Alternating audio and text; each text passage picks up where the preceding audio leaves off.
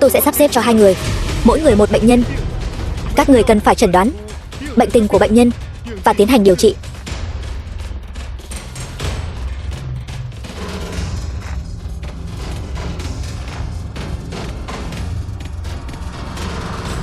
Ôn Đường Đường, vừa rồi là do cô may mắn thôi. Nhưng sau chuyện này, sợ là cô sẽ không còn vận may tốt như vậy nữa đâu. Tỉ thí bắt đầu. Bây giờ cô cảm thấy thế nào rồi? Tôi cảm thấy toàn thân không còn chút sức lực nào. Bác sĩ, có phải tôi sắp không qua khỏi rồi không? Yên tâm đi, có tôi ở đây, cô nhất định sẽ không sao đâu.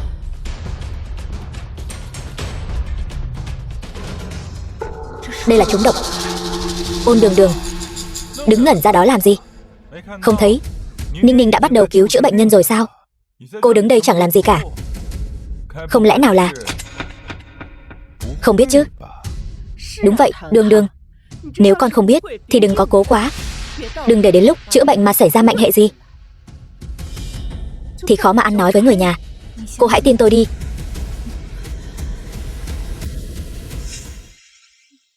Ôn Đường Đường, chờ xem cô chữa bệnh nhân mất mạng thì tính sao đây? Ôn Đường Đường, cô làm gì vậy? Không biết chữa thì có thể bỏ cuộc, sao lại đi làm hại bệnh nhân chứ? Đúng vậy, Đường Đường, không chữa khỏi cho bệnh nhân cũng chẳng mất gì. Nhưng nếu chuyện này truyền ra ngoài, người không biết lại tưởng cô muốn lấy mạng người ta đấy. Mày thật sự làm tao quá thất vọng. Tôi chữa khỏi rồi. Không hổ là đứa con gái ta coi trọng nhất. Trong thời gian ngắn như vậy đã chữa khỏi cho bệnh nhân. Con nói xem, bệnh nhân này đã mắc phải bệnh gì? Bệnh nhân bị ngoại phong hàn dẫn đến đau nhức toàn thân, mạch tượng phù thủng. Con dùng phương pháp châm cứu, chọn huyệt hợp cốc, phong trì, thái dương và các huyệt đạo khác để giảm đau và trừ phong hàn. Sau đó cho bệnh nhân uống nước nóng để đẩy hàn khí trong cơ thể ra ngoài bằng cách làm cho toát mồ hôi.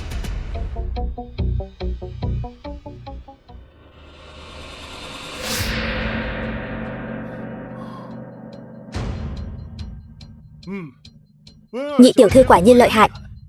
Chỉ trong thời gian ngắn như vậy, bệnh nhân đã hồi phục được 7 phần. Phần còn lại chỉ cần tĩnh dưỡng thật tốt nửa tháng nữa là có thể hồi phục hoàn toàn. Cảm ơn bác sĩ.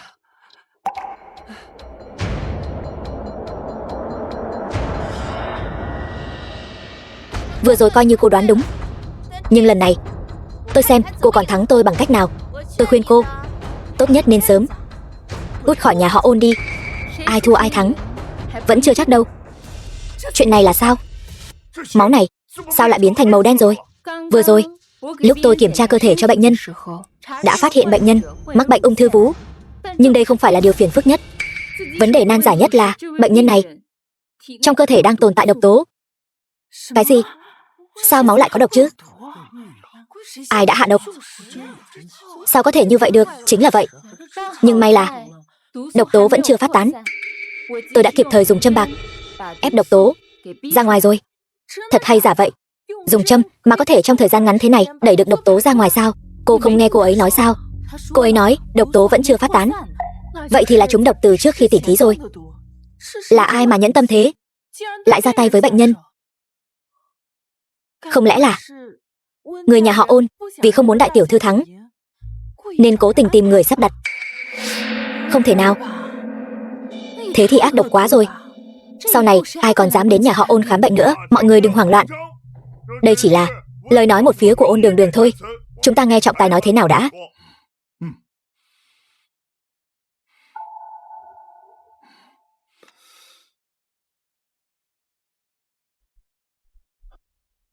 Bệnh nhân quả thực mắc ung thư vú, nhưng đã được đại tiểu thư chữa khỏi rồi. Nhưng dựa vào mạch tượng lúc nãy thì không hề phát hiện ra độc tố. Đầu óc cậu có bệnh sao? Bác sĩ Ôn đã ép độc ra rồi. Thế cậu còn kiểm tra cái gì nữa? Vậy ông nói xem kiểm tra thế nào?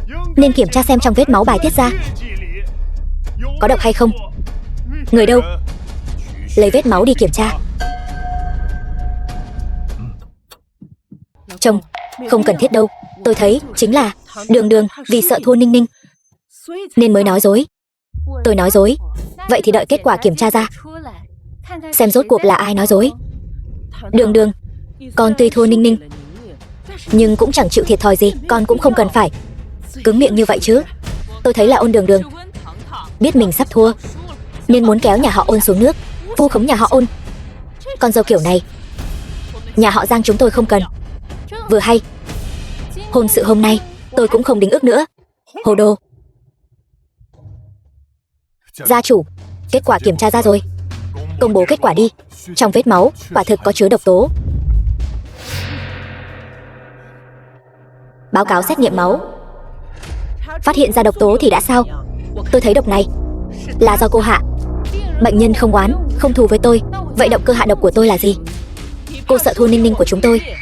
Dì Dương, vậy ý của dì là tôi sợ thua Ôn Sở Ninh, nên cố tình hạ độc bệnh nhân của mình. Mục đích chính là để tăng độ khó, khiến bản thân thua cuộc. Đúng, chính là như vậy. Mọi người đều nhìn tôi làm gì? Dì Dương, lời này của dì không thấy buồn cười sao? Nếu dùng suy luận của dì đảo ngược lại mà nói, thì đó là có người hạ độc bệnh nhân của tôi. Mục đích chính là để tăng độ khó, muốn khiến tôi thua cuộc.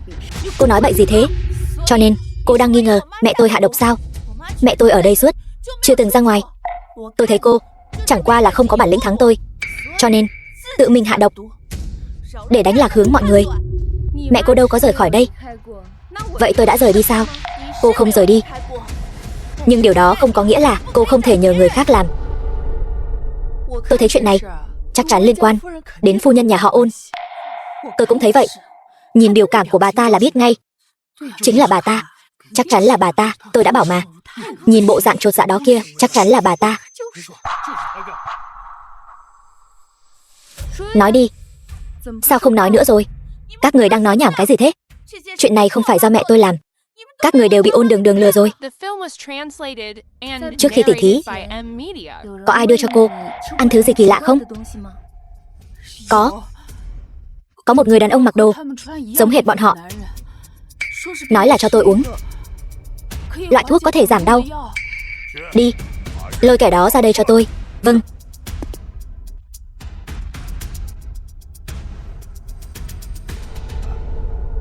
Có phải người này không? Đúng, chính là hắn. Cơ thể cô vẫn cần phải nghỉ ngơi tĩnh dưỡng. Xuống trước đi. Nào, chậm thôi. Nói, ai bảo cậu hạ độc?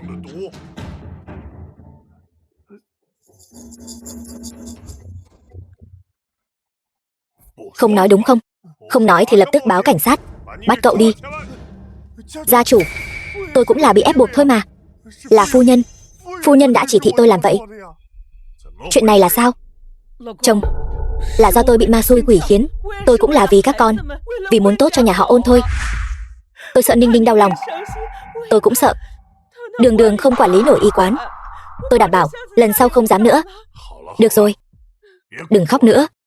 Bà cũng là vì muốn tốt cho nhà họ Ôn, nhưng không được có lần sau nữa. Sự việc đã điều tra rõ ràng rồi. Cậu lui xuống trước đi. Vâng, gia chủ. Vậy, thế là kết thúc rồi sao? Ba thậm chí còn chưa hỏi thân chủ của con. Chuyện này cứ thế mà xong sao? Dì Dương của cô cũng là vì muốn tốt cho y quán nhà họ Ôn. Nếu y quán rơi vào tay cô, làm hỏng thanh danh, cô muốn tất cả mọi người chỉ vào xương sống cô mà mắng sao? Cho nên người thừa kế y quán nhà họ Ôn là Ôn Sở Ninh. Tại sao?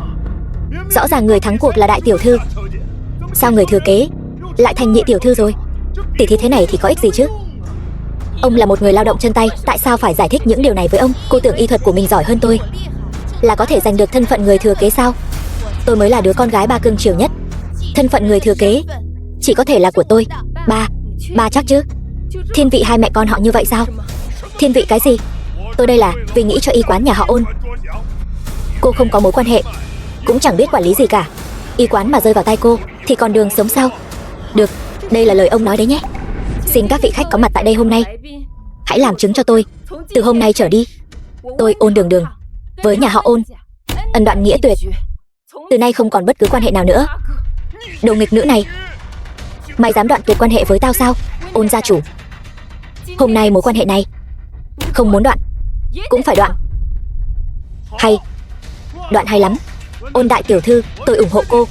Được, vậy tôi xin tuyên bố tại đây, Ôn Đường Đường bị trục xuất khỏi gia môn, từ nay không được bước chân vào nhà họ Ôn nữa. Sau này những việc cô ta làm với nhà họ Ôn chúng tôi không còn liên quan gì nữa.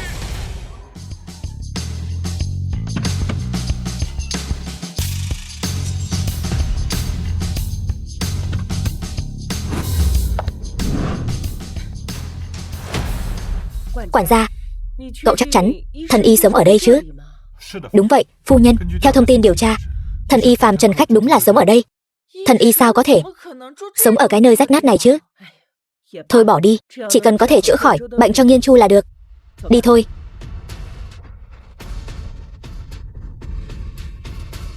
Các người, ai là thần y Phàm Trần Khách vậy? Tôi là bác sĩ Ôn ở đây. Hai vị đến khám bệnh sao?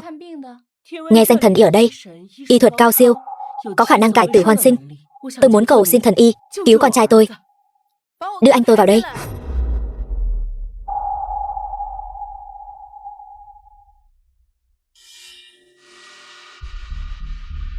Dùng máy bay tư nhân của mẹ vào trong két sắt. Lấy nó ra đây. Phải nhanh lên.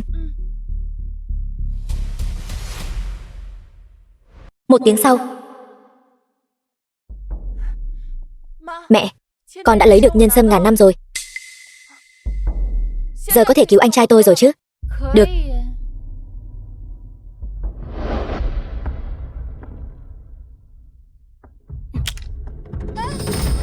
Nhân sâm này là báu vật vô giá đấy. Cô cứ tùy tiện lãng phí như vậy sao? Kỳ tiểu thư, nếu đã trân trọng nhân sâm ngàn năm của cô đến thế, vậy hay là cô cầm về đi. Thanh Hòa, cứu mạng anh trai con mới là quan trọng.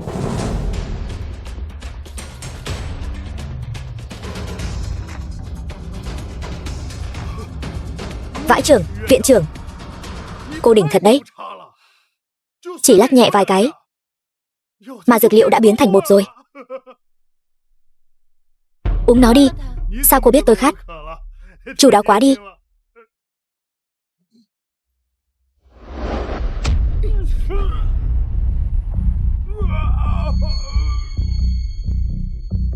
Viện trưởng,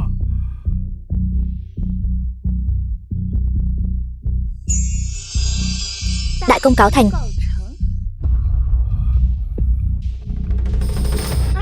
Đợi chút. Sao thế? Cô cho anh trai tôi ăn viên thuốc dính nước bọt sao? Cô có thấy ghê tởm không hả? Nước bọt này trong Đông y được gọi là tân dịch, lại còn là kim tương ngọc lễ. Kỷ phu nhân, người này, bà rốt cuộc là có cứu hay không? Cứu? Chỉ là thật sự không còn cách nào khác sao? Chỉ có cách này thôi, chúng tôi không ép bà cứu. Tân dịch không những có thể trung hòa tính kích thích của thuốc, mà còn có thể dưỡng phổi và khí huyết. Thậm chí còn có người bỏ tiền ra mua đấy. Thanh Hòa, con tránh ra, để bác sĩ Ôn chữa bệnh cho anh con. Mẹ chắc là cô ta không đang giở trò với chúng ta chứ?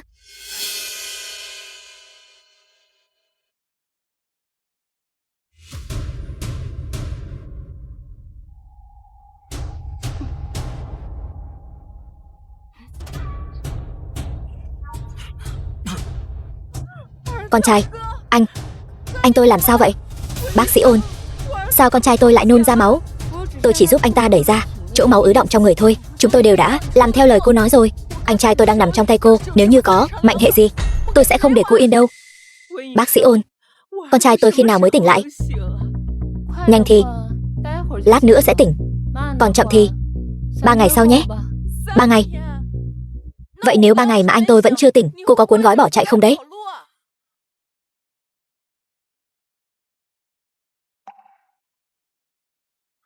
Mẹ, em gái, con trai, con tỉnh rồi sao? Anh, cuối cùng anh cũng tỉnh rồi. Em với mẹ sợ lắm đấy. Không sao. Chẳng phải anh vẫn ở đây sao? Đây là đâu? Anh nhớ rõ ràng là mình đang trên máy bay đến nước mơ mà. Sao anh lại ở đây? Anh làm việc quá sức. Cơ thể kiệt quệ rồi. Là bác sĩ Ôn đã cứu anh. Bác sĩ Ôn.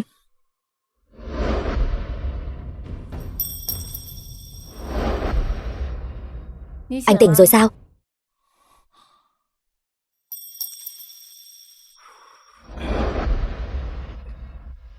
Anh tỉnh rồi. Còn ngẩn người ra đó làm gì? Mau lại nếm thử món em mới nấu đi. Kỷ Nhiên Chu, anh đừng chạy.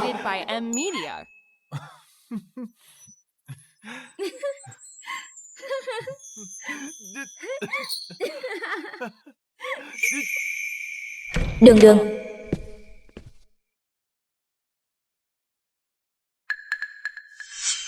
Đường Đường ơi.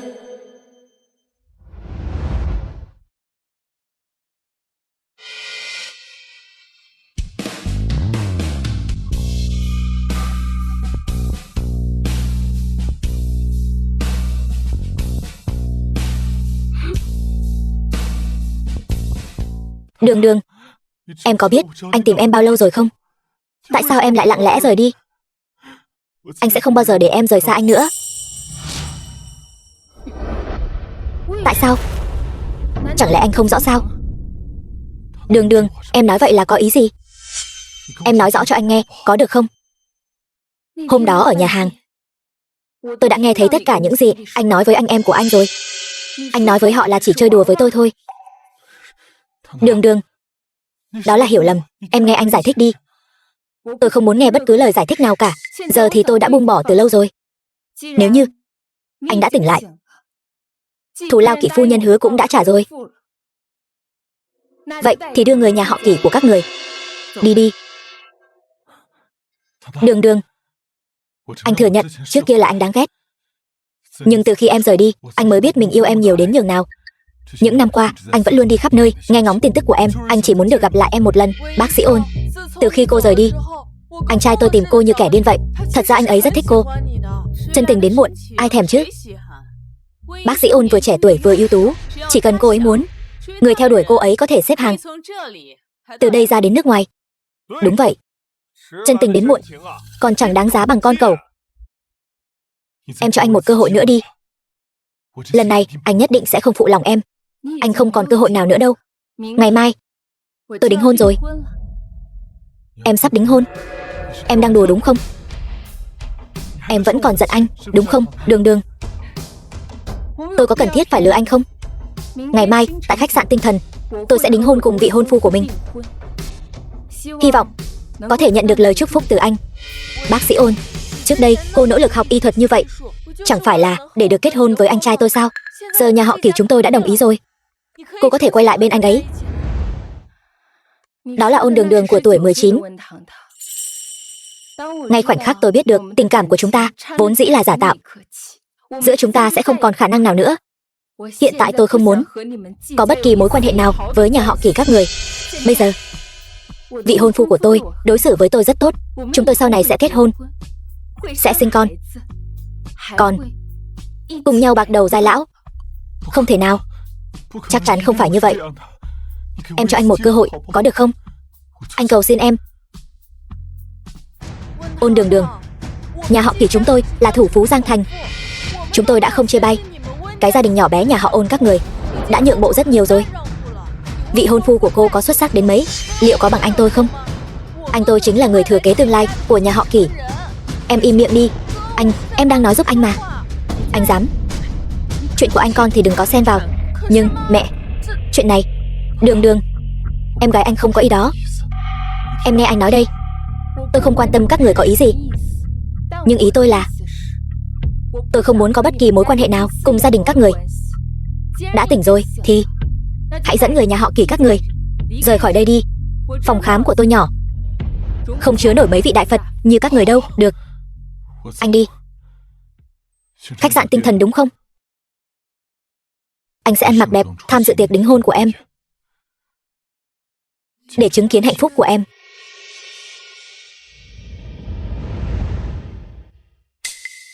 Bác sĩ Ôn, Nhiên Chu nhà chúng tôi chưa từng yêu ai như thế bao giờ. Cô hãy cho nó thêm một cơ hội đi.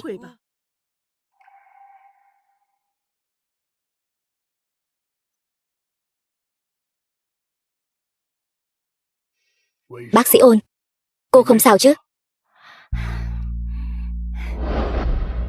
Tôi không sao. Bác sĩ Ôn, vị thiếu gia nhà họ Kỳ này chắc là đã thật lòng hối cải rồi. Hơn nữa, tôi thấy cô cũng đâu phải là không quan tâm. Việc gì phải làm vậy chứ? Đã đi là không quay đầu lại. Hắn đã từng làm tổn thương bác sĩ Ôn một lần rồi, khó đảm bảo sẽ không có lần thứ hai. Chẳng phải tôi thấy bác sĩ Ôn đang khó xử sao? Sao anh cứ thích đối đầu với tôi thế? Được rồi, yên tâm đi. Người đã từng làm tổn thương tôi giống như một cái gai vậy. Dù đau đến mấy, tôi cũng sẽ nhổ nó đi. Đúng, bác sĩ Ôn nói đúng. Bác sĩ Ôn, chúng tôi ủng hộ quyết định của cô. Được rồi. Tôi nói các người, toàn là những nhân vật tầm cỡ trong ngành. Cứ ở lì trong cái phòng khám nhỏ của tôi làm gì chứ? Đi làm việc của các người đi.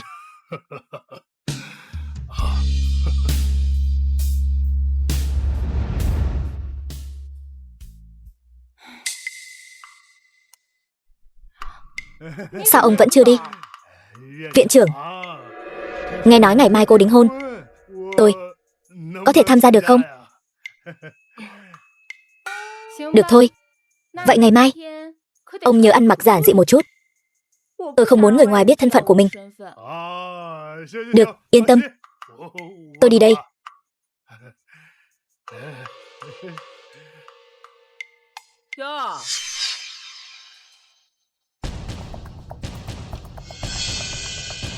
Đây chẳng phải đại tiểu thư nhà họ Ôn sao?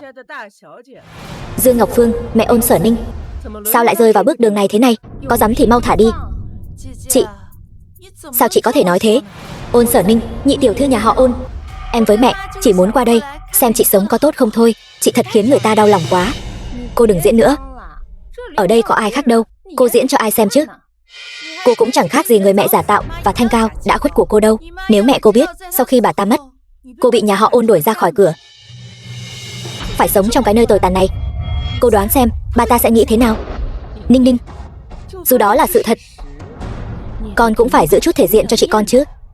Mẹ, là chị ta tự mình không biết cố gắng, đến đại học còn không học xong mà lại chạy đến cái nơi thế này để tự hủy hoại bản thân.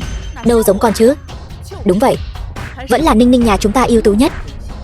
Bây giờ bên ngoài đều đang nói Ninh Ninh là thiếu nữ thiên tài y học, trăm năm có một. Mới 21 tuổi đã vào được bệnh viện hàng đầu thế giới, bệnh viện Cẩm Đương. 21 tuổi vào làm việc tại bệnh viện Cẩm Đương. Rồi sao nữa? Bệnh viện Cẩm Đương là bệnh viện xếp hạng nhất thế giới đấy. Biết bao nhiêu người y thuật cao siêu muốn chen chân vào cũng không nổi. Chẳng lẽ cô không biết sao? Thôi đi Ninh Ninh, một người đến đại học còn chẳng học xong thì làm sao biết được bệnh viện Cẩm Đương là gì chứ? Đúng thế. Biết thì đã sao? Loại người như cô đến bệnh viện Cẩm Đương quét dọn, người ta còn chẳng thèm.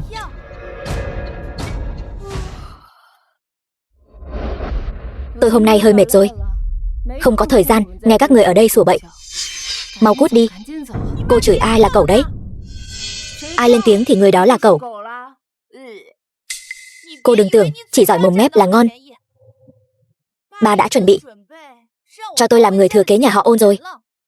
Y quán nhà họ Ôn do mẹ cô vất vả gây dựng, sau này sẽ là của tôi. Cô nói cái gì?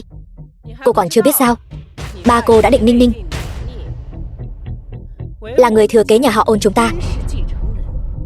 Y quán nhà họ Ôn là mẹ tôi đã cùng ông ấy gây dựng lên từ đầu. Một kẻ tiểu tam không đứng đắn, một đứa con gái do tiểu tam sinh ra. Các người có tư cách gì mà đòi kế thừa tài sản của mẹ tôi? Chị, chuyện này trách được ai chứ? Chỉ có thể trách mẹ chị mất sớm.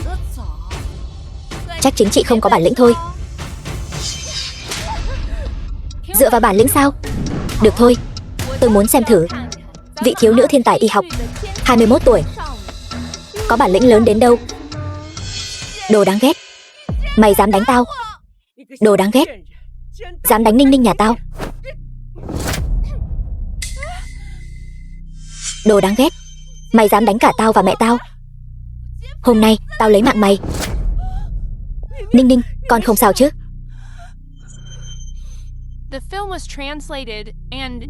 Hôm nay đến đây thôi. Tôi không rảnh chơi với các người. Mau cút đi. Ôn Đường Đường. Cô thực sự tưởng rằng anh Giang chỉ thích cô sao? Tôi nói cho cô biết, người anh ấy thích là tôi. Anh ấy sẽ không đính hôn với cô đâu. Vậy sao? Vậy cô bảo anh ta đến nói thẳng trước mặt tôi đi.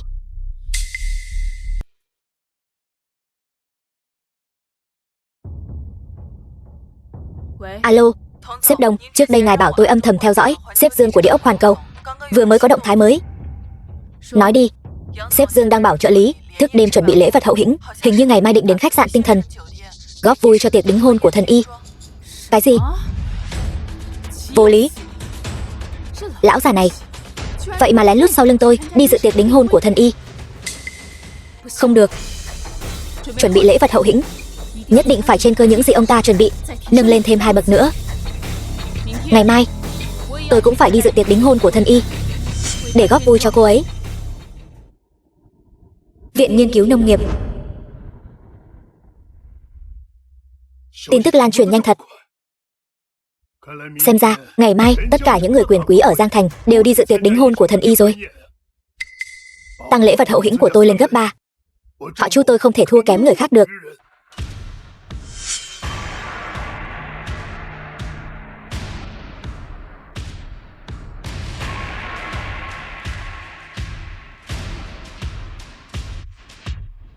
Xuất phát.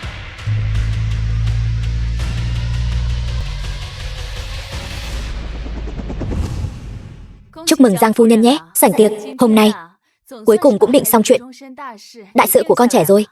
Nào, cảm ơn nhé. Tống Ngọc Nhan, mẹ của Giang Trì, mời vào trong. Giang phu nhân, nhà bà chịu chi thật đấy. Đại tiểu thư nhà họ Ôn gả vào nhà bà, đúng là có phúc thật. Đâu có, đã vào cửa nhà tôi rồi thì chính là người một nhà, không thể bạc đãi con dâu tương lai của tôi được nhiều thế này sao? Một đứa con gái không được sủng ái, làm cho có lệ là được rồi. Thật không hiểu nổi Tiểu Chi sao lại cứ nhất quyết phải chuẩn bị nhiều sính lễ thế này. Đại tiểu thư nhà họ Ôn này có được người mẹ chồng tốt như bà, đúng là số hưởng rồi. Nhưng sao tôi không thấy của hồi môn của đại tiểu thư nhà họ Ôn đâu? Đây chính là của hồi môn của tôi.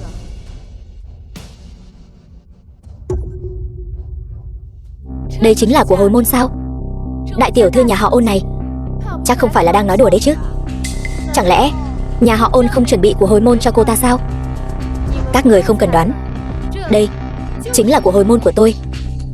Ôn Đường Đường, nhà chúng tôi chuẩn bị nhiều sính lễ như vậy mà cô chỉ mang cái bình sứ rách này làm của hồi môn sao? Bình sứ của tôi đúng là không đáng giá, nhưng đan dược ở trong này lại là thứ có giá trị hàng trăm triệu đấy.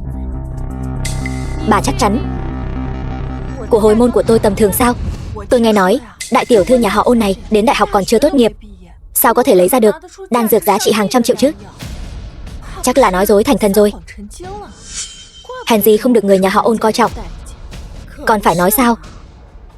Khách khứa đông đúc ở đây đều là bạn bè của nhà họ Ôn cả. Thế mà bạn bè của đại tiểu thư nhà họ Ôn lại chẳng có lấy một người đến dự. Xem ra nhân phẩm của cô ta kém quá. Ôn đại tiểu thư đẹp thật đấy, khí chất quá đi mất. Đây là chủ nhiệm lý của bệnh viện Cẩm Đương. Không được, viện trưởng dặn phải khiêm tốn. Chủ nhiệm lý? Chủ nhiệm lý là ai thế? Là tôi sao? Hôm nay tôi đến đây để tham dự tiệc đính hôn của Ôn đại tiểu thư. Mời vào trong. Tôi đã bảo mà, sao chủ nhiệm lý có thể ăn mặc thế này mà đến dự tiệc được chứ? Chẳng biết tên công nhân xây dựng nào lại chạy đến đây trực ăn trực uống nữa. Đủ rồi. Ôn Đường Đường, đây là tiệc đính hôn của con trai tôi, chứ không phải cái chợ loại mèo mà gà đông mà cô cũng dám dẫn vào đây. Bác Giang, đây là bạn của con. Ông ấy không phải mèo mà gà đông, đúng là ngưu tầm ngưu, mã tầm mã. Một kẻ đến cả học hành cũng không xong, quả nhiên chỉ hợp kết giao với loại công nhân xây dựng như thế thôi. Bà nói chuyện kiểu gì vậy? Bác Giang, học vấn của bác cao như vậy, chẳng lẽ thầy giáo của bác chưa từng dạy bác nghề nghiệp không phân biệt sang hèn sao? Hơn nữa, Làm sao bác biết? Ông ấy là một công nhân xây dựng, chứ không phải là người mà bác không thể đắc tội. Tôi không thể đắc tội. Tôi muốn lấy mạng ông ta cũng dễ như lấy mạng một con kiến thôi. Ôn Đường Đường, tôi nói cho cô biết, nếu cô còn để loại người này đến dự tiệc hôm nay thì tiệc đính hôn này khỏi cần tổ chức nữa. Mẹ, tiệc này nhất định phải tổ chức.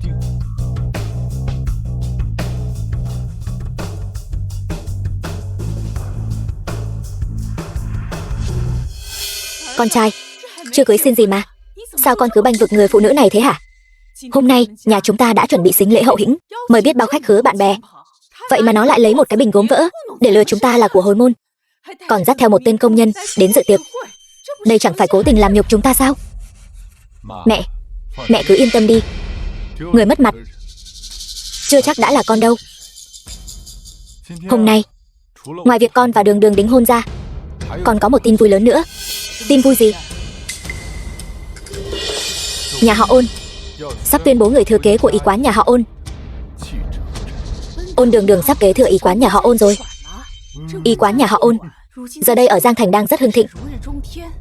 Nếu có sự trợ giúp của nhà họ Ôn, công ty của chúng ta sẽ càng phát triển hơn nữa. Thôi được rồi, hôm nay tôi không so đo với cô nữa. Đi thôi. Tuy con bé Ôn Đường Đường này hơi kém cỏi, nhưng mà nếu nó có thể kế thừa y quán nhà họ Ôn thì cũng coi như còn chút tác dụng. Mẹ, thực ra hôm nay người mà bác Ôn muốn tuyên bố là người thừa kế không phải Ôn Đường Đường, mà là con gái thứ hai của ông ấy, Ôn Sở Ninh. Con nói cái gì? Người thừa kế không phải Ôn Đường Đường, mà là nhị tiểu thư nhà họ Ôn, Sở Ninh, mới 21 tuổi, đã vào làm tại bệnh viện Cẩm Đường. Từ nhỏ, thiên phú y học đã hơn người, được thế giới bên ngoài gọi là thiếu nữ thiên tài y học, trăm năm khó gặp, tiền đồ vô lượng đấy. Nhà họ Ôn chọn cô ấy làm người thừa kế cũng là chuyện hợp tình hợp lý thôi.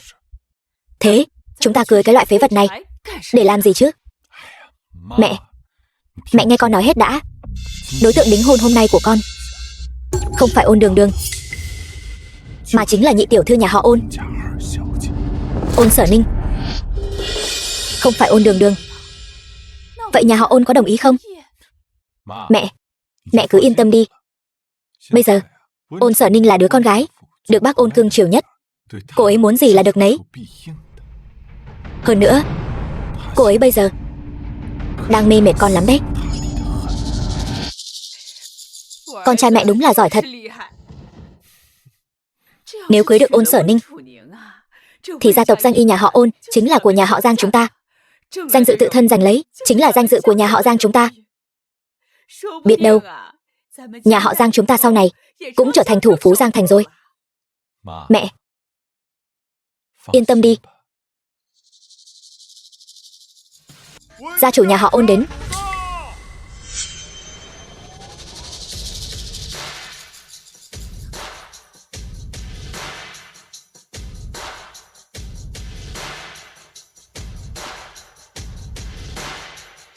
Thông gia, ông bà đến rồi. Bác trai, bác gái. Ninh Ninh. Tốt. Ôn Dục Khế, ba Ôn Đường Đường trên đường có chút việc nên đến hơi muộn một chút. Đường Đường đâu? Đường Đường đâu rồi? Tôi thấy cả nhà các người rất hòa thuận yêu thương nhau nên không tiện làm phiền.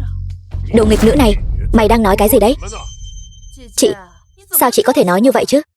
Tuy chị không có thiên phú y học, thậm chí cũng chưa từng học đại học, nhưng chỉ cần chị muốn, Ôn gia vẫn có thể nuôi chị mãi được. Mày nhìn Ninh Ninh mà xem, hiểu chuyện biết bao. Mày nhìn lại mình đi. Lúc nãy còn dẫn một gã công nhân xây dựng vào, bảo đó là bạn của nó. Thật mất mặt quá.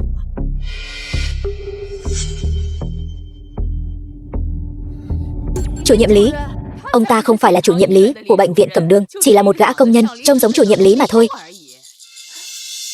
Hóa ra là tôi nhận nhầm. Tôi đã bảo mà. Sao chị có thể quen được chủ nhiệm lý của bệnh viện Cẩm Đường chứ? Bác Giang, bác vừa nói ông ta là công nhân xây dựng sao? Chị, sao chị có thể để loại người như vậy đến tham dự tiệc đính hôn của hai nhà chúng ta cơ chứ? Thật sự là quá coi thường người khác, không để ai vào mắt rồi. Ôn Sở Ninh này, trước đây nhìn còn giống một đứa trẻ có thiên phú tốt, vốn còn định điều về dưới trướng để đào tạo cho tốt. Không ngờ lại là hạng tiểu nhân ti tiện nhỏ nhen đến thế. Một tên nông dân làm thuê mà cũng xứng tham dự buổi lễ đính hôn của nhà họ Ôn và nhà họ Giang sao? Mày cố tình muốn khiến hai nhà chúng ta mất mặt đúng không? Ba nói thế là sao? Nếu không nhờ mẹ con năm xưa, sợ là ba còn chẳng bằng cả một tên nông dân làm thuê đâu. Không đúng, nếu không có mẹ con, sợ là ba đã sớm đói đến bỏ mạng rồi. Đúng vậy, Ôn đại tiểu thư nói quá đúng rồi. Người ta vẫn nói gia chủ nhà họ Ôn là tay trắng làm nên. Nếu không nhờ mẹ của Ôn đại tiểu thư, sợ là chẳng có được địa vị như ngày hôm nay đâu. Thậm chí còn chẳng bằng một tên nông dân làm thuê như tôi đấy. Các người. Ba đừng giận. Chị gái con từ nhỏ cái gì cũng không biết, lại còn chưa học xong đại học. Nghĩ cũng phải, chắc là chẳng có mấy người bạn đâu. Hôm nay cũng coi như là một ngày đại hỷ. Chị có thể mời được một bác nông dân đến đã là không dễ dàng gì rồi. Đúng vậy, chồng. Đường này không bằng Ninh Ninh. Ninh Ninh từ nhỏ đã ưu tú. Tuổi còn trẻ, con bé đã bước chân được vào bệnh viện Cẩm Đường, nơi mà người khác phải chen chúc vắt óc mới vào được. Bạn bè mà con bé kết giao cũng đều có lợi cho nhà họ Ôn. Còn Đường, chúng ta cứ để nó khỏe mạnh, vui vẻ là được rồi. Mày nhìn xem. Mày nhìn gì vào em gái mày xem? Hiểu chuyện biết bao nhiêu. Nhà họ Ôn các người thật kỳ lạ. Coi mắt cá là ngọc trai, ôm cục sắt mà cứ ngỡ là vàng ròng. Bảo sao mà y quán nhà họ Ôn mãi mà không phát triển nổi. Ông đang mắng ai là cục sắt đấy? Sao nào? Không cho nói sự thật sao? Thật là vô lý. Người đâu? Đuổi hắn ra ngoài cho tôi xem ai dám đụng vào hắn. Không ngờ đời này của tôi còn có ngày được viện trưởng bảo vệ. Tôi thật sự rất cảm động. Có cơ hội tôi phải đến trước mặt phó viện trưởng Tôn để mà khoe khoang một chút mới được. Chị, chẳng lẽ chị muốn ngay trước mặt đông đảo khách khứa thế này mà đối đầu với ba sao? Ba, con nói thật cho bà biết, ông ấy ba không đắc tội nổi đâu. Một tên nông dân làm thuê mà tao không đắc tội nổi sao? Ba, con thấy ba thực sự là quên gốc gác rồi. Cho dù hôm nay ông ấy thực sự là nông dân làm thuê thì 20 năm trước ba không phải sao? Ba còn cao hơn người ta được bao nhiêu? Đứa con bất hiếu này, hôm nay mày cố tình muốn chọc tao tức điên phải không? Cái tên nông dân làm thuê này mà cũng xứng so sánh với gia chủ nhà họ Ôn sao? Cho dù cho ông ta 40 năm cũng không thể đạt tới thành tựu của gia chủ nhà họ Ôn như bây giờ. Đúng vậy, gia chủ nhà họ Ôn gây dựng y quán nhà họ Ôn đạt được thành tựu như ngày hôm nay đâu phải là hạng nông dân làm thuê nhỏ bé có thể so sánh được. Chồng, đừng giận, chấp nhặt với nó làm gì chứ? Ông tức làm tổn hại đến sức khỏe thì làm sao? Ông còn đang ở trước mặt đông đảo khách khứa thế này. Chúng ta cứ lo việc chính trước đi đã. Suýt chút nữa thì bị đứa nghịch nữ này làm cho tức đến hồ đồ rồi. Các người lui xuống trước đi. Trước khi buổi tiệc hôm nay bắt đầu, tôi còn một chuyện đại hỷ muốn tuyên bố. Có chuyện gì vậy? Viện trưởng, nhà họ Ôn này không phải dạng vừa đâu. Cô nên cẩn thận một chút.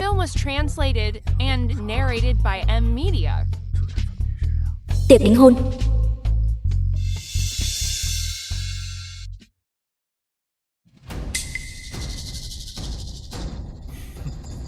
Ôn Đường, hôm nay cô tiêu đời rồi. Mọi người đều biết tôi đây tay trắng lập nghiệp, sáng lập ra y quán nhà họ Ôn. Chớp mắt một cái đã hơn 20 năm rồi. Hôm nay tôi muốn nhân ngày đính hôn của con gái nhà họ Ôn tuyên bố với mọi người, người thừa kế tiếp theo của y quán nhà họ Ôn. Cái gì? Ôn gia chủ muốn tuyên bố người thừa kế? Chẳng lẽ muốn tuyên bố Ôn Đường trở thành người thừa kế sao? Hôm nay không những phải đính hôn với thiếu gia nhà họ Giang, mà còn phải tuyên bố cô ấy trở thành người thừa kế y quán nhà họ Ôn. Dù sao thì đại tiểu thư nhà họ Ôn này cũng coi như đã khổ tận cam lai rồi. Nhà họ Ôn này cũng coi như biết điều. Chỉ cần người thừa kế là viện trưởng của chúng ta thì cứ chờ đón, vinh hoa phú quý ngập trời đi. Đến lúc đó, nhờ vào bản lĩnh của viện trưởng, chắc chắn có thể trực tiếp dẫn dắt nhà họ Ôn vươn ra khỏi Hoa Quốc. Tôi tuyên bố, người thừa kế tiếp theo của y quán nhà họ Ôn là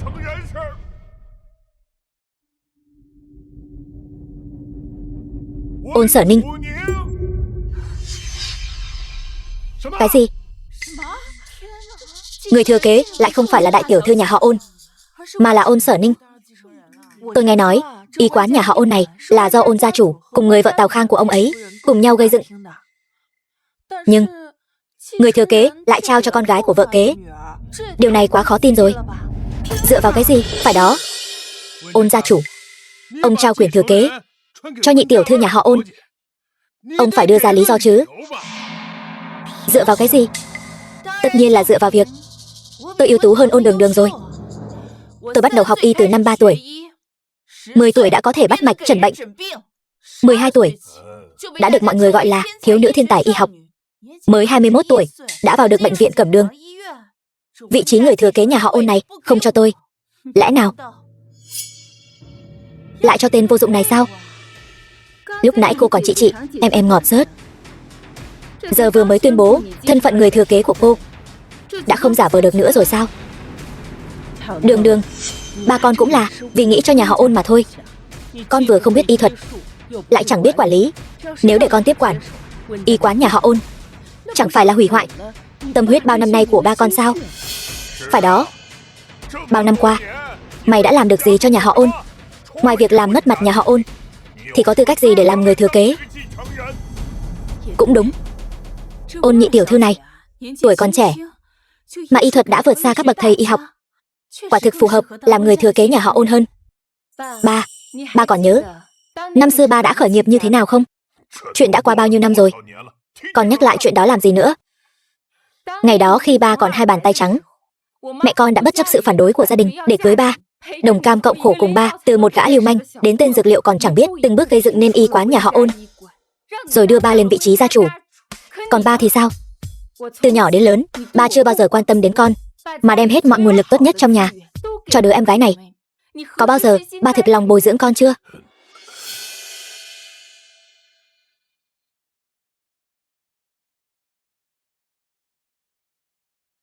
Còn bao lâu nữa? Anh đừng vội, vẫn còn 15 phút nữa mà. Sau khi mẹ con qua đời, ba lập tức để bà hồ ly tinh đó và đứa con gái của bà ta dọn vào nhà, mặc cho họ ức hiếp con. Giờ đây, ba còn muốn để con gái của kẻ thứ ba đó kế thừa gia nghiệp của mẹ con. Đại tiểu thư nhà họ Ôn này thật đáng thương quá. Sự nghiệp do ba mẹ cô ấy cùng nhau gây dựng, kết quả lại bị con gái của kẻ thứ ba chiếm đoạt. Trên đời này còn thiên lý hay không chứ? Còn phải nói sao? Mọi người đừng nghe cô ta. Cô ta là kẻ vô dụng nhà họ Ôn, đến y thuật còn chẳng biết, sao có thể kế thừa y quán nhà họ Ôn? Vậy nếu tôi biết y thuật thì sao? Không thể nào, ai cũng biết cô chỉ là kẻ vô dụng, sao cô có thể biết y thuật được? Ba, con không phục. Người thừa kế mà ba đã tuyên bố con xin được tỉ thí y thuật với Ôn Sở Ninh. Cô muốn tỉ thí với tôi sao? Tôi khuyên cô tốt nhất đừng phí công vô ích. Cho dù cô có biết chút y thuật thì đã sao? Đồ vô dụng, mãi mãi vẫn là đồ vô dụng. Đúng vậy, Đường Đường, dù con có hiểu chút y thuật, con cũng không thể so với Ninh Ninh được. Ninh Ninh từ nhỏ đã rất thông minh. Con đấy, cứ an tâm ở nhà, hưởng phúc là được rồi. Gánh nặng quản lý gia nghiệp vẫn nên giao cho người có năng lực thì tốt hơn. Mày suốt ngày làm loạn cái gì? Em gái mày ưu tú, đây là sự thật ai cũng công nhận. Mày suốt ngày chỉ biết làm loạn, ngay cả đại học cũng chưa học xong, cả ngày chỉ biết làm mất mặt gia đình, lại còn học đòi người ta kế thừa gia nghiệp. Mày là muốn làm tiêu tan hết chút gia nghiệp của tao mới cam lòng sao? Ba, con chỉ là muốn cùng em gái tỉ thí một trận. Có nghiêm trọng đến vậy không? Nếu hôm nay ba không đồng ý thì chứng tỏ việc ba để con gái kẻ thứ ba kế thừa gia nghiệp là vì tư tâm. Cái gì mà kẻ thứ ba? Ôn Đường Đường, cái miệng cho sạch sẽ một chút. Tôi là người vợ hợp pháp của ba cô đấy. Mày muốn làm tao tức điên mới vừa lòng sao?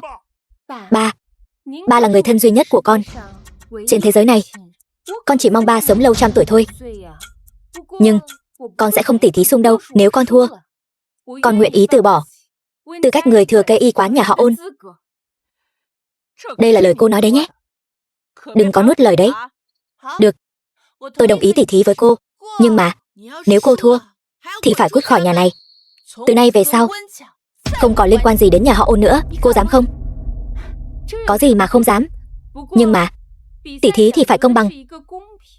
Nếu cô thua, ngoài việc từ bỏ vị trí người thừa kế, cô còn phải dẫn mẹ cô đến trước mộ mẹ tôi, dập đầu 1.000 cái để nhận tội.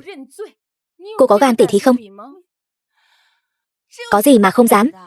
Tôi còn không tin cô thật sự biết y thuật đấy. Chồng, ông cứ đồng ý đi. Chuyện này, nếu ông không đồng ý với Đường Đường, nhỡ đâu truyền ra những tin tức bất lợi cho nhà họ Ôn thì sao? Được, tôi đồng ý với cuộc tỉ thí của các người, dùng y thuật để tranh giành vị trí người thừa kế nhà họ Ôn. Mẹ thấy chưa? Đây chính là người đàn ông mà mẹ chấp nhận từ bỏ tất cả để theo đuổi. Đã vậy, ông ta muốn thiên vị Tiểu Tam cùng đứa con riêng của họ. Vậy con sẽ lấy lại tất cả những gì mẹ đã ban cho ông ta. Chuyện gì thế này? Thiếu gia, đường phía trước đang thi công, phải đi đường vòng. Vậy còn không mau đi đi, đừng để làm lỡ chuyện anh tôi đi cướp hôn. Rõ. Tôi xin tuyên bố, cuộc tỉ thí y thuật tranh giành vị trí người thừa kế nhà họ Ôn chính thức bắt đầu. Tỉ thí chia làm 2 vòng. Vòng 1, phân biệt dược liệu. Vòng 2, chẩn đoán lâm sàng. Sau đây, bắt đầu vòng 1. Phân biệt dược liệu. Người đâu? Mang thuốc lên. Viên thuốc này được chế từ nhiều loại dược liệu. Các người cần dùng bút ghi lại những dược liệu mà mình nhận diện được. Ai chính xác hơn, người đó thắng. Chị cần gì phải làm thế này chứ? Em bắt đầu nhận diện dược liệu từ năm 3 tuổi. Nếu em mà thắng, chẳng phải thành ra ức hiếp chị sao? Đúng đấy, Ôn Đường Đường, tôi thấy cô tốt nhất nên sớm bỏ cuộc đi. Cô vốn dĩ không phải là đối thủ của Ninh Ninh đâu. Đừng để đến lúc đó lại mất mặt ở đây. Không nói thì không biết. Hai người các người thật là xứng đôi đấy. Cô có ý gì? Tôi đâu có ý gì. Anh phản ứng dữ dội thế làm gì? Thôi, đừng cãi nhau nữa. Bắt đầu nhận diện dược liệu.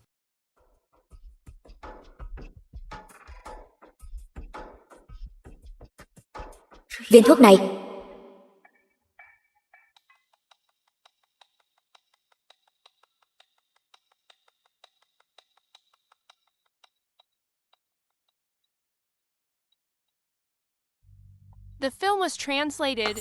Ôn đại tiểu thư này chẳng phải là phế vật sao?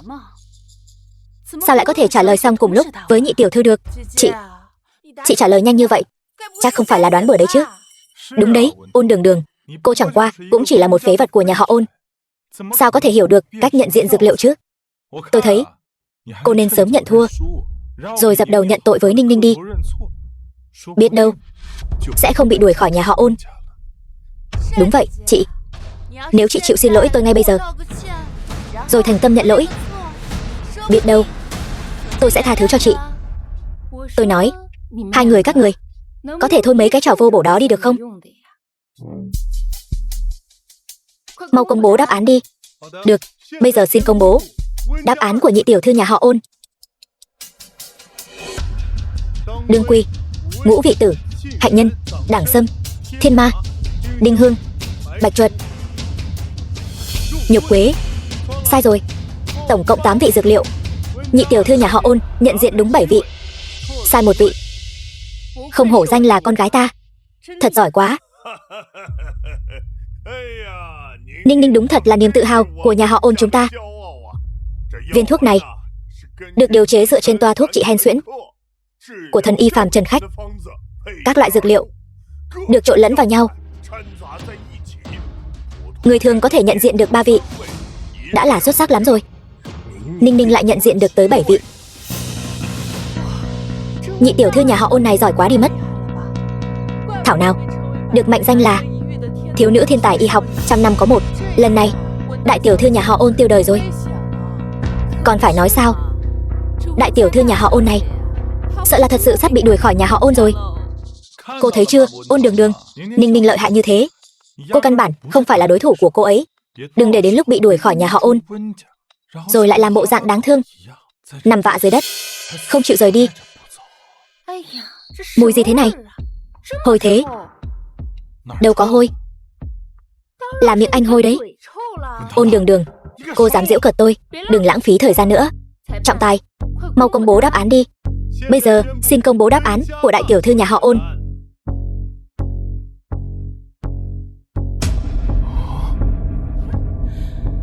Chị, có phải đáp án của chị quá vô lý, đến mức làm trọng tài cũng kinh ngạc rồi không? Tôi đã nói mà, cô ta chỉ đang đoán bừa thôi. Nếu cô ta mà nhận diện được 3 vị dược liệu, tôi sẽ trồng cây chuối mà ăn. Đúng rồi, hoàn toàn đúng hết. Đại tiểu thư nhà họ Ôn đúng toàn bộ. Cái gì? Cô ta chỉ là một kẻ vô dụng, làm sao có thể nhận diện được 8 vị dược liệu chứ? Đương quy, ngũ vị tử, hạnh nhân, đảng sâm, thiên ma, đinh hương, bạch chuột, hậu phác, vậy mà lại đúng hết. Không thể nào, tuyệt đối không thể nào. Chị ta chắc chắn đã gian lận. Đúng, chị ta chắc chắn đã gian lận. Thật sự đúng hết. Chuyện này làm sao có thể? Ba, mẹ, Ôn Đường Đường chắc chắn đã gian lận. Chị ta từ nhỏ đến lớn, ngay cả dược liệu cơ bản còn không nhận diện đủ, làm sao có thể nhận ra toàn bộ dược liệu trong phương thuốc của thần y phàm trần khách chứ? Em gái, bao nhiêu đôi mắt đang nhìn đấy. Nếu cô nói tôi gian lận, vậy thì cô đưa ra bằng chứng đi. Hơn nữa, ai nói tôi từ nhỏ đã không biết dược liệu chứ? Biết đâu, tôi còn có thiên phú hơn cô thì sao? Thiếu nữ thiên tài. Ôn Đường Đường, cô im miệng đi. Cô kích động như vậy làm gì?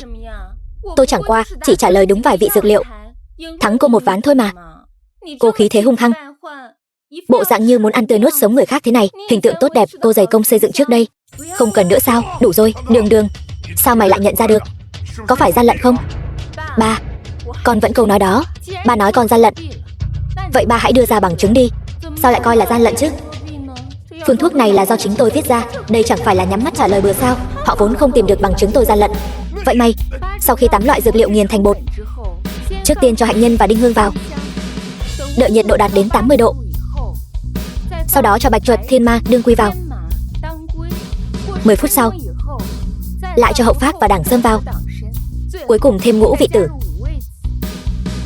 Tranh thủ lúc nóng, nghiền thành viên thuốc. Ba nói xem, con nói có đúng không? Điều này không thể nào. Sao nó lại biết quy trình chế thuốc? Còn bao lâu nữa mới đến khách sạn tinh thần? Có thể nhanh lên chút không? Xem anh trai tôi vội đến mức nào kìa. Tiểu thư, còn 10 phút nữa. Nghe thấy chưa? Còn 10 phút nữa. Bác sĩ Ôn không chạy mất đâu. Em hiểu cái gì chứ? Anh là sợ họ ức hiếp cô ấy. Ôn Đường Đường này nói chính là quy trình làm viên thuốc. Xem ra lần này cô ta thực sự đoán trúng rồi. Nhưng dược liệu này vẫn còn thiếu chút lửa. Sau khi 8 loại dược liệu nghiền thành bột, trước tiên cho hạnh nhân và đinh hương vào, có thể làm nóng sơ qua một lượt, đợi nhiệt độ trong nồi đạt đến 50 độ. Sau đó cho bạch chuột, thiên ma, đương quy vào. 7 phút sau, lại cho hậu phác và đảng sâm vào. Cuối cùng thêm ngũ vị tử. Như vậy, lửa mới đúng. Trời đất, không hổ danh là viện trưởng, đến phương thuốc của thần y mà cũng có thể sửa đổi. Cô chẳng qua chỉ là mèo mù vớ cá rán mà thôi. Tình cờ nhìn thấy qua phương thuốc của thần y, nên hôm nay cô mới đoán đúng đáp án. Y thuật của thần y phàm trần khách, trên thế giới này nếu ngài ấy đứng thứ hai thì không ai dám xưng đứng đầu. Cô lại dám nghi ngờ ngài ấy. Đây là đang chốc thì khen tôi, chốc lại mắng tôi sao? Ôn Đường Đường này trông có vẻ cũng không phải là phế vật. Lỡ như cô ta thực sự thắng cuộc thi thì phải làm sao đây? Không được, mình phải nghĩ cách. Tôi xem ai dám động vào cô ấy.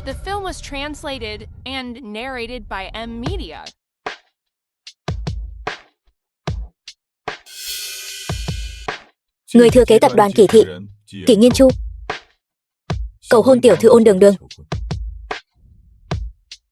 Đường Đường, gả cho anh nhé. Người thừa kế tập đoàn Kỷ Thị này vậy mà lại cầu hôn. Ôn đại tiểu thư đã bị trục xuất. Chuyện gì thế này? Bác sĩ Ôn, cô mau đồng ý với anh tôi đi. Tôi biết, anh đến là để giải vây cho tôi. Cảm ơn lòng tốt của anh. Nhưng tôi vẫn không thể đồng ý với anh. Tại sao chứ?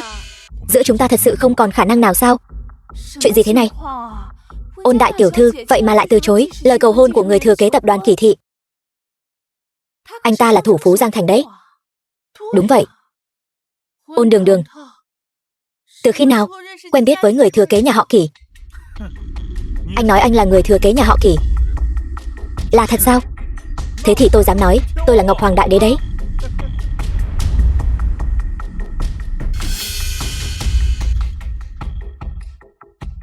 Trước đây tôi từng gặp anh ấy trong bữa tiệc. Thiếu gia nhà họ Kỳ hình như đúng là trông thế này.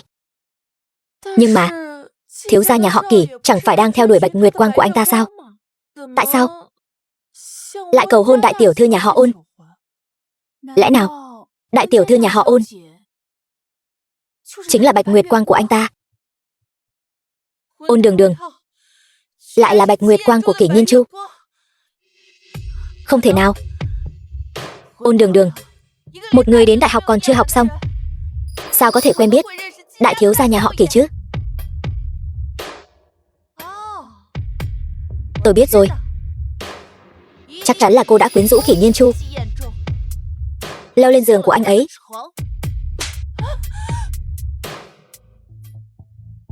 Cô dám tát tôi trước mặt bao nhiêu người thế này?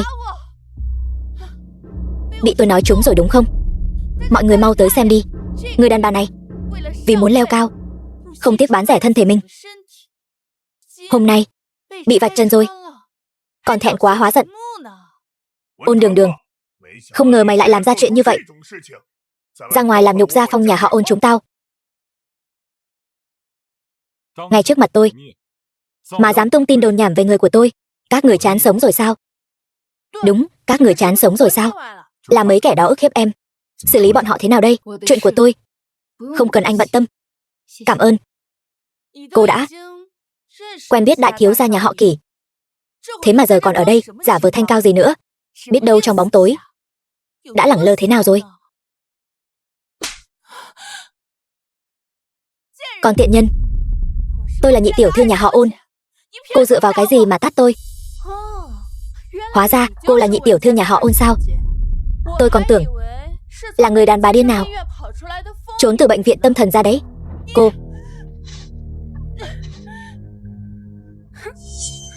Cô giỏi thì lại đây tát tôi đi. Suốt ngày chửi bới người khác, còn bản thân mình thì là hạng gì chứ? Mọi người mau xem đi. Người đàn bà này ngày đêm trước ngày chị gái mình đính hôn đã lén lút với vị hôn phu của chị gái rồi. Thì đã sao nào? Dù sao bây giờ người đính hôn với Giang Trì là tôi. Đúng, dù sao bây giờ tôi cũng đâu có đính hôn với Ôn Đường Đường. Trong lòng tôi bây giờ chỉ có Ninh Ninh thôi. Vậy mặt hai người còn dày hơn cả tường thành đấy. Đường Đường, em nói xem, muốn anh xử lý bọn họ thế nào? Ôn Đường Đường vậy mà có thể bám lấy nhà họ Kỷ, lại còn khiến Kỷ Nhiên Chu một lòng một dạ che chở cho nó. Nếu có thể dùng con nha đầu này kết thân với nhà họ Kỷ thì tốt quá. Kỷ thiếu gia, cậu có thể để mắt đến con bé Đường Đường này, là phúc phần của nó. Cậu xem, khi nào thì thuận tiện, nhà họ Ôn chúng tôi và nhà họ Kỷ chúng ta bất cứ lúc nào cũng có thể kết thân. Ôn gia chủ, ông thật là người quý nhân hay quên đấy. Chẳng phải vừa nãy chúng ta mới đoạn tuyệt quan hệ sao? Ông định gả ai qua đó? Ôn Sở Ninh sao? Không đúng. Ôn Sở Ninh và Giang Trì là tình đầu ý hợp. Cô ta chắc chắn sẽ không đồng ý. Vậy thì nhà họ Ôn này hình như cũng không còn cô con gái nào khác. Chẳng lẽ là Ôn gia chủ định tự mình gả qua đó sao? Dù sao xương cốt cũng còn liền gân mà. Một gia đình sao có thể nói đoạn tuyệt là đoạn tuyệt ngay được chứ? Cho nên ông thật sự muốn để tôi gả qua đó sao? Tôi đã nói mà. Cả nhà các người sao mà mặt dày thế không biết? Tao nói cho mày biết, hôm nay không gả cũng phải gả cho tao. Được thôi, Vậy thì tôi phải xem ông ép tôi gả thế nào. Người đâu? Trói Ôn Đường Đường lại cho tôi.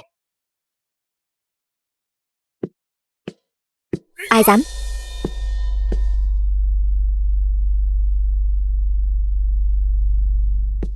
Đây chẳng phải là nhóm người ở phòng khám hôm qua sao?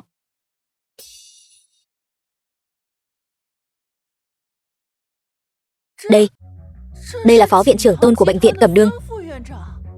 Sao ông ấy lại tới đây? Nhà họ Ôn và nhà họ Giang, ai mà mời được ông ấy chứ? Phó viện trưởng Tôn. Phó viện trưởng Tôn ơi, tôi cứ tưởng hôm nay ông không tới. Chủ nhiệm Lý, tôi không tới thì viện trưởng của chúng ta chẳng phải sẽ bị người ta ức hiếp sao? Chuyện này mà truyền ra ngoài, mặt mũi bệnh viện chúng ta để vào đâu nữa? Đúng. Người công nhân đang nói chuyện với phó viện trưởng Tôn lại thật sự là chủ nhiệm Lý. Vậy viện trưởng là ai? Sao ông lại tới đây? Tôi nghe chủ nhiệm Lý nói hôm nay là ngày đính hôn của cô, cho nên tôi chuẩn bị lễ vật tới chúc mừng cô. Thế còn các người thì sao? Dịp quan trọng như thế này, sao có thể thiếu chúng tôi được chứ? Đúng vậy, vốn dĩ là chúng tôi tới để tặng quà cưới. Không ngờ có kẻ lại không có mắt nhìn người, lại dám ức hiếp bác sĩ Ôn của chúng tôi. Vị này chẳng phải là viện trưởng Chu của Viện Nghiên cứu Nông nghiệp Quốc gia sao? Ông ấy lại quen biết Ôn Đường Đường. Người bên cạnh viện trưởng Chu chẳng phải là trùm khoáng sản thế giới Đồng Minh Nguyệt, xếp đồng sao? Còn cả người đó nữa, chủ tịch của Địa ốc Hoàn Cầu, Dương Vệ Quốc. Đại tiểu thư nhà họ Ôn rốt cuộc có lai lịch gì, lại khiến nhiều nhân vật lớn đối với cô ấy cung kính như vậy? Ôn Đường Đường, cô chẳng qua cũng chỉ là một cô gái vô dụng của nhà họ Ôn, sao lại quen biết nhiều nhân vật tầm cỡ thế này? Cô dám vô lễ với bác sĩ Ôn như vậy? Cô có biết vị đang đứng trước mặt cô là ai không? Chúng tôi còn không dám nói chuyện với bác sĩ Ôn như vậy. Cô lấy đâu ra cái gan lớn như thế hả? Cô ta không phải Ôn Đường Đường thì còn là ai nữa chứ? Tất cả nghe cho kỹ đây. Cô ấy chính là viện trưởng bệnh viện Cẩm Nương. Hơn nữa còn là thần y trong truyền thuyết Phàm Trần Khách. Không chỉ vậy, cô ấy chính là sự tồn tại mà vô số quyền quý dù có tán gia bại sản cũng muốn bám víu. Vãi chưởng, viện trưởng của chúng ta giỏi quá. Sao có thể như vậy được? Nó rõ ràng là người nhà họ Ôn, không có chút thiên phú y thuật nào cơ mà. Ôn gia chủ, là do tôi không có thiên phú y thuật, hay là do phu nhân tốt của ông từ nhỏ đã chèn ép tôi? Còn ông thì nhắm mắt làm ngơ. Ông là người hiểu rõ nhất. Chồng tôi, sao mày lại có thành tựu cao như vậy mà không giúp đỡ y quán nhà họ Ôn chứ? Ông nhắc đến chuyện này lại làm tôi nhớ ra đấy. Vậy thì tôi phải nói thẳng, Ôn gia chủ, năng lực quản lý của ông thật sự quá tệ. Bạn bè tôi nhiều như vậy nể mặt tôi nên mới âm thầm giúp đỡ ông. Thế mà y quán nhà họ Ôn trong tay ông vẫn cứ lay lắt như vậy sao? Ý của mày là y quán nhà họ Ôn có thành tựu hôm nay là nhờ mày? Không sai. Nếu không, ông nghĩ một y quán nhỏ bé của ông có thể thuận lợi mở đến bây giờ sao? Điều đó không thể nào. Y quán nhà họ Ôn sao có thể dựa vào một đứa vô dụng như mày chứ?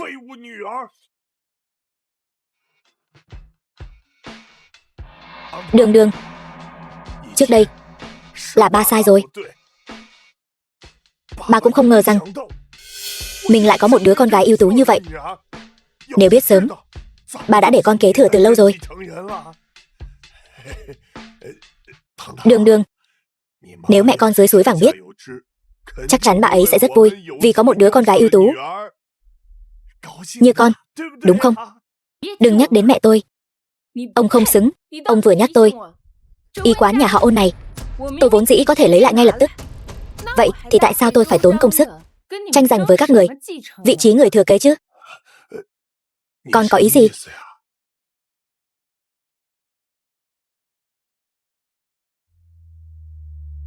Ôn gia chủ, tôi khuyên ông nên nghe cuộc điện thoại này đi. Vốn lưu động của y quán nhà họ Ôn đều đã bị đứt rồi sao?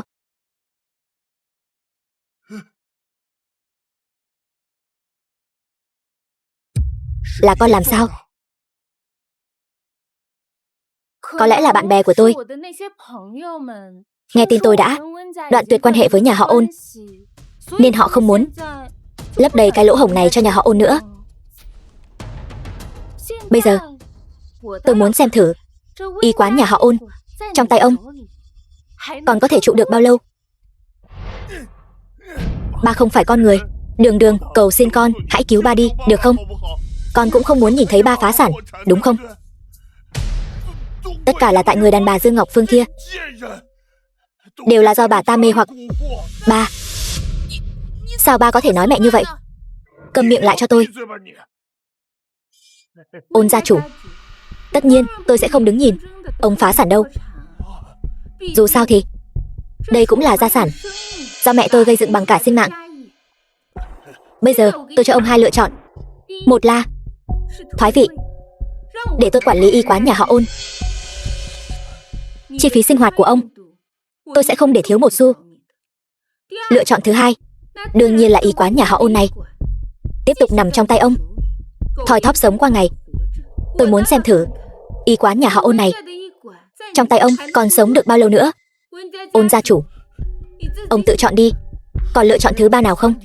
Ông nhắc tôi mới nhớ, tôi có thể cho ông lựa chọn thứ ba.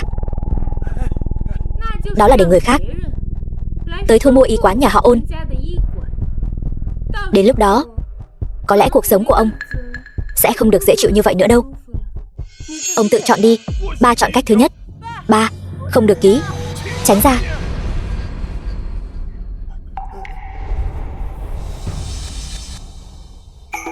Tránh ra đi. Tôi biết ngay mà.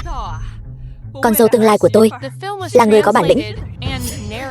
Đường Đường, thời gian không còn sớm, chúng ta mau định ngày cưới thôi. Quay lại, chọn một ngày lành tháng tốt. Bác, tổ chức cho con và Tiểu Trì một đám cưới thật hoành tráng. Bác Giang, có lẽ bà quên mất rồi sao? Bữa tiệc đính hôn hôm nay hình như là của con trai bà và Ôn Sở Ninh mà. Tất cả là tại Ôn Sở Ninh. Bác nói cho con biết nó thâm độc lắm. Con trai bác bị nó mê hoặc rồi. Nhưng không sao, giờ chúng ta đã thông suốt rồi.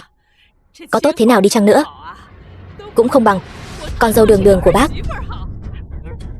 Đúng rồi, Đường Đường, tình cảm anh dành cho em đều là thật lòng.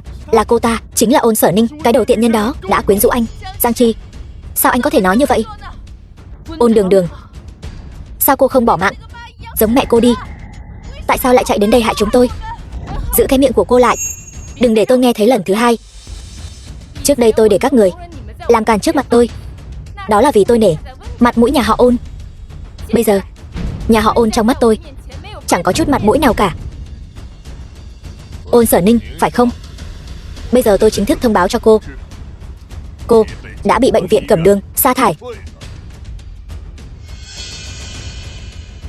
Đường Đường, còn việc gì nữa không? Giữa chúng ta không còn khả năng nào nữa rồi. Khi tôi biết anh không hề chân thành với tình cảm này, chúng ta đã không còn khả năng gì nữa rồi. Nể tình chúng ta từng ở bên nhau, tôi tặng anh một câu: khi yêu một người, hãy đối xử thật tốt với cô ấy. Còn khi đã không còn yêu thì đừng làm tổn thương người ta. Đó là viên đan dược mới nhất do tôi tinh chế ra, có công hiệu kéo dài tuổi thọ. Các người chia nhau đi. Cảm ơn bác sĩ Ôn. Chỉ cần là thứ trong tay bác sĩ Ôn, giá trị sẽ không bao giờ thấp hơn 100 tỷ. Không cần cảm ơn.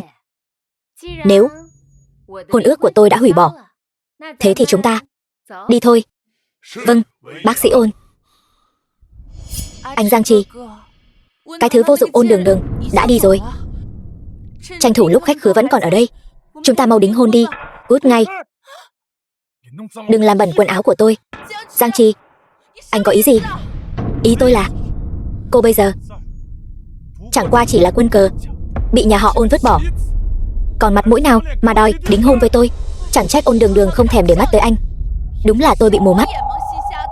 Mới đi nhìn chúng cái loại cặn bã như anh. Cô có ý gì? Dám nói tôi sao? Bác sĩ Ôn, sắp tới, cô có dự định gì không? Vừa lấy lại được y quán mà mẹ tôi đã dốc lòng gây dựng. Tôi dự định sẽ phát huy nó thật rạng rỡ. Bác sĩ Ôn, sau này có yêu cầu gì, cứ việc lên tiếng. Chúng tôi nguyện làm việc cho bác sĩ Ôn. Đúng, chúng tôi nguyện ý phục vụ Ôn đại tiểu thư.